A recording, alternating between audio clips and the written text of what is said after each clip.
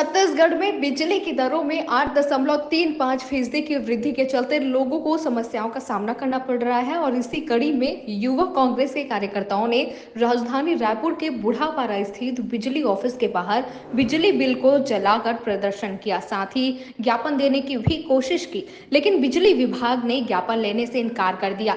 युवा कांग्रेस के प्रदेश अध्यक्ष आकाश शर्मा ने बताया कि प्रदेश में प्रदेशवासियों की बिजली के बढ़ते दामों से दिक्कतों का सामना करना पड़ रहा है। जिनके घरों में केवल फ्रिज, पंखा और कूलर है, उनके भी बिजली के दाम बढ़कर आ रहे हैं। ऐसे में लोगों को समस्या हो रही है और इसके अलावा अब सरकार स्मार्ट मीटर लगाकर लोगों की परेशानी और भी बढ़ा रही है।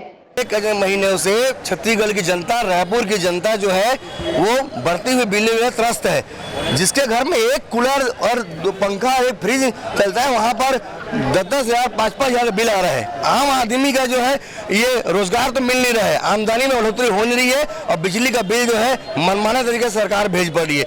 उसी के विरोध में, और ये दूसरा नया नौटंकी सरकार ने चालू किया स्मार्ट मीटर का। हम लोग जो आम जनजीवन में जो बिल पटाते हैं तो अगले महीने बिल जुड़ के आएगा, पटाते हैं हम सब और आप, हम लोग। लेकिन स्मार्ट मीटर लाकर, रिचार्ज सिस्टम लाके ये बढ़ती हुई बिल और स्मार्ट मीटर का विरोध करने के लिए आज युवा कांग्रेस प्रदेश के हर विधानसभा मुख्यालय पे ये हम आंदोलन कर रहे थे। और बिजली का बिल जो हम जनता से लेकर आए हैं, जनता ने हमें खुद दे दिया है कि बिल से हम परेशान हैं। उस बिल को हम आज बूढ़ापारा बिजली ऑफिस के सामने आग लगाए हैं और हमने विरोध जताया है कि बिजली का बिल को जो रेट 20% बढ़ाया गया है उसे कम करना होगा, नहीं तो हमारा आंदोलन जो है निरंतर धीरे धीरे उग्र होता जाएगा। सरकार को बिजली का बिल कम करना होगा। इस बारे में जनता को परेशान करने का तरीका है।